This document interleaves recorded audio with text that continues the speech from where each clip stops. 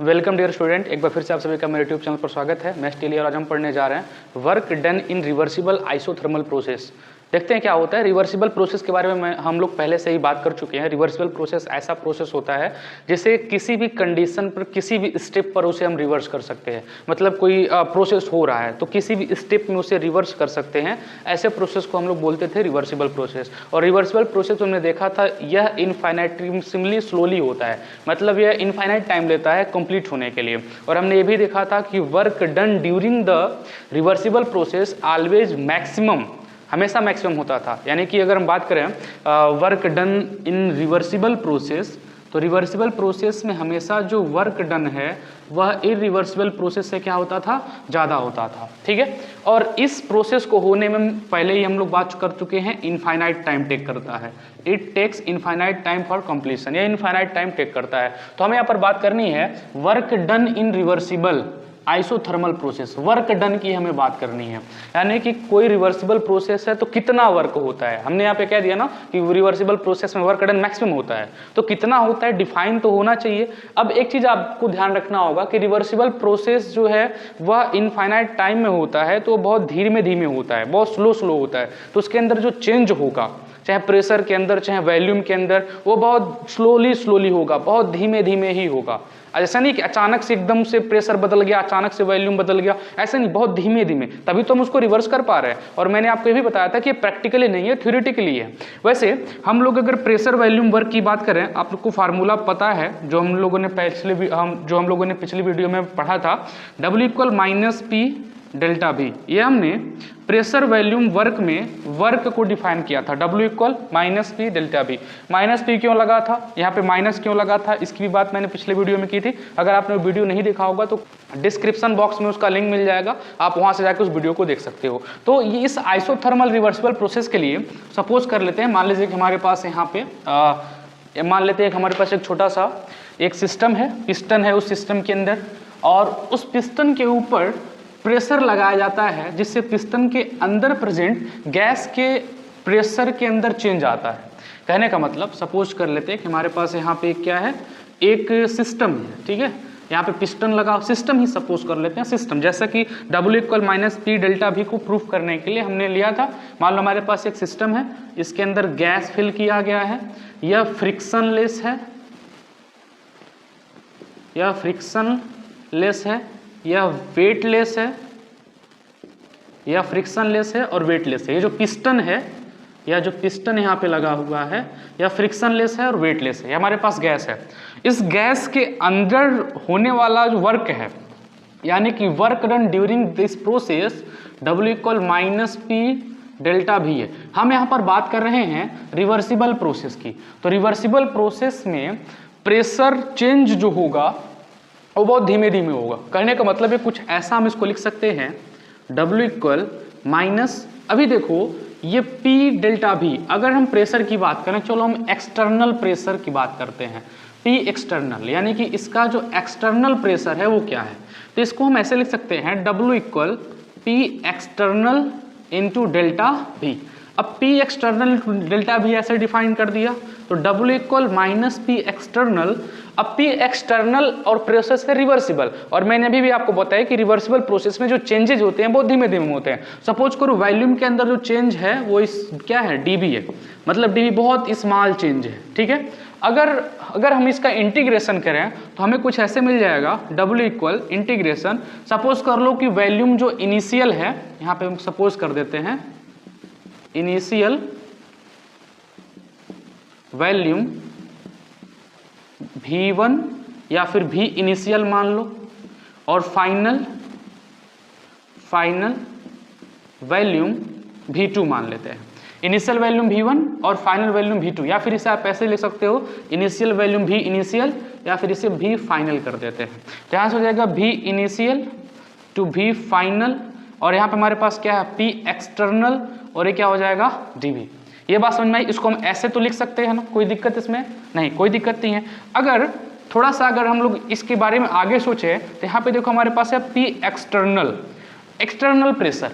अब external pressure किसके बराबर होगा ये आपको सोचना है थोड़ा सा।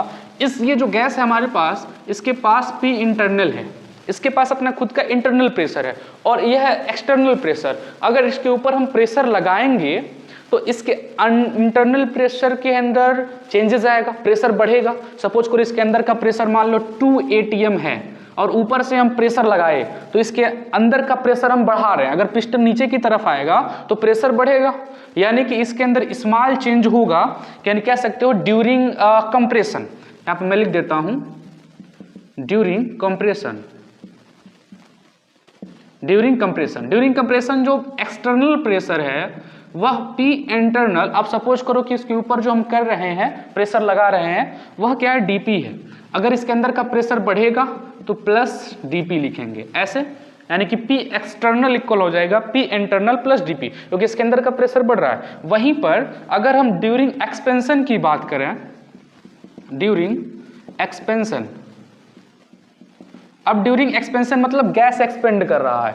सपोज करो गैस का इंटरनल प्रेशर कुछ रहा होगा 2 atm 4 atm, अगर वॉल्यूम कम है तो प्रेशर ज्यादा है, अगर वॉल्यूम बड़ा हो गया तो प्रेशर कम हो जाएगा। मतलब अगर गैस एक्सपेंड करेगा तो प्रेशर क्या होगा, कम। सपोज हमने किया था कि प्रेशर DP बढ़ रहा है, अगर ये एक्सपेंड करने लगे तो एक्सपेंड करेगा तो प्रेशर घटेगा, यानी कि जो P एक्सटर्नल है वो हो जाएगा P internal minus DP, sorry हाँ सही है DP, P external equal P internal minus DP हो जाएगा। मतलब small change in pressure, small change in pressure. अब कुल मिला जुलाकर अगर यह रिवर्सिबल प्रोसेस है तो सपोज कर लो या तो वो उसका जो DP प्रेशर है वो तो कम होगा या तो बढ़ेगा, दोनों में से एक हो सकता है। तो इसे हम ऐसे भी लिख सकते हैं P external equal P internal plus minus DP, यानी कि स्मॉल चेंज इन प्रेशर, इसे हम ऐसे लिख सकते हैं, ठीक है। P external equal P internal plus minus DP। तो यहाँ से जो हमारा ये इक्वेशन है, ये वाला जो इक्वेशन है, यहाँ पर P एक्सटर्नल की वैल्यू ये रख दें तो क्या हो जाएगा, रख के देखते हैं। यहाँ तक का आप एक स्क्रीनशॉट ले लो ताकि मैं इधर का इरेज करके फिर उधर से लिखना शुरू करूँ। ले लिया, ठीक। अब देखिए हम क्या कर सकते हैं, हमने अभी भी जो यहाँ पे P एक्सटर्नल की वैल्यू निकाली उस वैल्यू को उठा करके हम इसके अंदर रखने वाले हैं। तब देखो हमें क्या मिल जाएगा, यहाँ से मैं अब इसके आगे लिख रहा हूँ, ये हमारा हो जाएगा W equal minus integration V initial V final. अब P एक्सटर्नल की जगह पे ये रख दो, ये हो जाएगा P internal plus minus DP और यहाँ पे क्या है हमारा स्मॉल वैल्यूम DV। अब यहाँ से अगर इस इक्वेशन को हम लोग आगे बढ़ाएं तो हम ये पाएंगे कि यहाँ पे जो चेंज इन DP है, यहाँ पर ये जो DP है मतलब स्मॉल चेंज जो है प्रेशर के अंदर, अगर यहाँ से अगर हम DP इंटू DV करें तो यह वैल्यू बहुत छोटा हो जाएगा, यह वैल्यू बहुत लो हो जाएगा। कैसे, प्रूफ करके देख लेते हैं। सपोज करो आपके पास यहाँ पे 0.02 है और मल्टीप्लाई कर रहे हो 0.02 में, तो बताओ कितना आएगा। देखो यह आएगा 0.0004, यही आएगा 0.0004। अभी देखो यह वैल्यू बड़ा था, अगर इसी दो छोटे छोटे वैल्यू का अगर मल्टीप्लिकेशन करते हैं तो वैल्यू और छोटा हो जाता है। तो यहाँ से वैल्यू छोटा ना हो, निगलेक्ट ना हो, इसलिए हम इसको निगलेक्ट कर देते हैं। मतलब चेंजिंग प्रेशर जो है उसको हम क्या मान लेते हैं, बहुत कम मान लेते हैं, निगलेक्ट कर देते हैं। By neglecting the value of DP in that equation, इस इक्वेशन से हम DP को निगलेक्ट कर देते हैं। तो हमें मिल जाएगा W equal minus V initial V final P internal dot DV, हमें ये मिल जाएगा। अब एक चीज देखो, आप जानते हो होता है PV equal nRT, ideal gas equation PV equal nRT। तो प्रेशर क्या हो जाएगा, तो प्रेशर इक्वल हो जाएगा nRT बाई V। अगर हम इंटरनल प्रेशर की बात कर रहे हैं तो यहाँ पे P इंटरनल हो जाएगा, तो P इंटरनल इक्वल क्या मिल गया, nRT बाई V। यह nRT by V value P internal की जगह पे पुट करते हैं तो देखिए हमें क्या मिल जाएगा, हमें मिल जाएगा यहाँ से, हमें मिल जाएगा यहाँ पे W equal minus integration V initial V final, P internal की जगह पे क्या रख रहे हैं nRT बाई V और यहाँ पे क्या है DV। अब इसको थोड़ा सा सॉल्व करते हैं। ये nRT बाहर आ गया, minus nRT integration V initial V final, ये हो गया DV अपॉन V। ठीक है, इसका इंटीग्रेशन करेंगे तो मिल जाएगा W equal minus nRT integration V initial V final, DV और V का जो इंटीग्रेशन होगा यह होगा ln V। यह हो जाएगा ln v, ऐसे रख दे रहा हूँ, ln v होगा और इसका लिमिट रख देते हैं v इनिशियल से v फाइनल, ये कुछ ऐसे होगा। ये थोड़ा सा आपको इतना ध्यान देना पड़ेगा। मैथ के विद्यार्थी तो जानते हैं, अगर बायो के स्टूडेंट है तो आपको इतना पता होना चाहिए, अगर इंटीग्रेशन हो, अगर dx अपॉन x हो तो इसका होगा ln x, ठीक है। अगर इंटीग्रेशन dy अपॉन y हो तो इसका होगा ln y, ये ऐसे होता है। वही रूल हमने अप्लाई किया, db अपॉन v तो ln v हो गया, ठीक है। अब यहाँ पे देखो, इसको थोड़ा सॉल्व करते हैं, तो w इक्वल हो जाएगा माइनस nRT। अब यहाँ पे v इनिशियल और क्या है, v फाइनल है, ठीक है। इसको हम ऐसे लिख सकते हैं, v final minus v initial, ये हो जाएगा ln, इसको हम ऐसे कर सकते हैं v final minus v initial, ऐसा रख दिया, v final minus v initial. थोड़ा सा इसको आगे बढ़ाते हैं, w equal minus nRT ln log a minus b। अच्छा, log का फार्मूला आपको याद होगा, ln जो है, ln को हम ऐसे भी लिख सकते हैं log बेस e, ऐसे लिख सकते हैं, ln को log बेस e के टर्म में लिख सकते हैं आराम से। तो इसको हम ऐसे भी लिख सकते हैं, ln को हटाकर ये हो जाएगा log बेस e, ये हो जाएगा v final minus v initial. यहाँ तक बात समझ में आई, ठीक है। अब इसके आगे बढ़ते हैं, इधर का थोड़ा सा मैं इरेज कर रहा हूँ, फिर उसके बाद इसका स्क्रीनशॉट ले लो, फिर आगे बढ़ते हैं, ले लिया, ठीक। अब देखिए हमारे पास जो लास्ट वैल्यू ये आई है, इस वैल्यू के अंदर हम थोड़ा सा आगे चेंजेस लाएंगे। यहाँ पे जो v final minus v initial है, आपको log का फार्मूला याद होगा, log a minus b, log a upon log b हो जाएगा। तो ये हो जाएगा w इक्वल माइनस nRT, ये हो जाएगा log base e v final upon v initial, log a minus b, log a upon log b, ऐसे लिख सकते हैं, ठीक।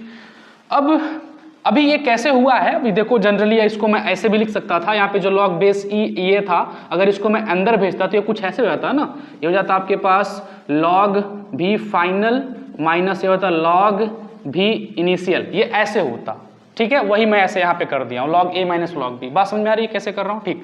अब यहाँ हो जाएगा w equal minus nRT, log base e अगर हम हटाएंगे, आपको पता है log का बेस e अगर हटाएंगे तो हमारे पास आएगा माइनस 2.303 log बेस 10।